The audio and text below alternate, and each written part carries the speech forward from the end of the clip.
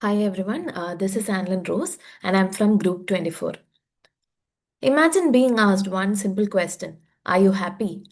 Now imagine asking that same question to millions of people across more than 140 countries. The answers start to reveal something important. Happiness isn't just a feeling, it reflects the world people live in. Let's start with the big picture. This chart shows global happiness from 2013 to 2023. For most of that time, things were improving. Scores were gradually rising, reaching a peak of about 5.7 in 2020. Then COVID hit. The line drops, and it keeps dropping. Lockdowns, isolations, and uncertainty had a clear impact on people's lives. By 2023, happiness levels still haven't returned to the 2020 peak, and that's important because this shows how vulnerable global well being is to major events. And when we look deeper, the differences between countries become even more striking. Now, over to Srinika for the next chart. Thank you, Anlin. Take a look at this. Finland scores 7.8, Afghanistan scores 1.9. I want to sit with that for a second. That's nearly a 5 point difference between the happiest and least happiest country on earth.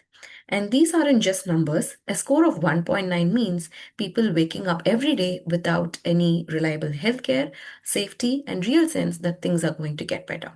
The top 10 countries, Finland, Denmark, and Iceland, they all score above 7.5. And they have a lot in common, like strong public services, people who trust each other, government that actually invest in their citizens. The bottom 10, Afghanistan, Lebanon, and the others, are stuck between 1.9 and 4. And what do they share? Conflict, corruption, and system that is completely broken down.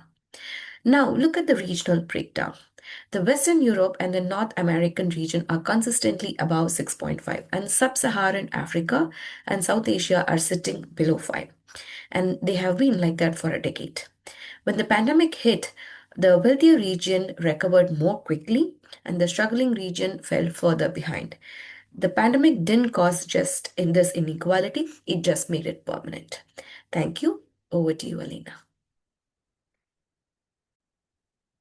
Thank you, Srinika. Let's try to figure out the reason for this gap. Look at this graph. There is a clear link between GDP and happiness. Richer countries tend to be happier, but it's not the full story. For example, Luxembourg is one of the richest countries, but it doesn't rank highest in happiness, whereas Finland consistently ranks as the happiest country without having the highest GDP. And Venezuela, despite the economic challenges, still score a higher score than many other countries. This shows that the income alone doesn't determine happiness. Factors like social support, freedom, and trust plays a major role. In simple terms, you can't just rely on economic growth to create a happy society. So, what does all this mean? Let's hear from Saurav. Thank you. Thank you, Elena. So, what does this really mean? The data is clear. Improving GDP alone is not enough. The countries with the lowest happiness score are not just economically weak, they also lack social support, freedom, and stability. What really makes a difference is investing in people. That includes accessible healthcare, stronger communities, and trustworthy institutions. Even reducing the gap between the happiest and the least happy countries would have a huge impact on the global well-being. That the data gives us a clear direction. The challenge now is whether we choose to act on it or not. Thank you.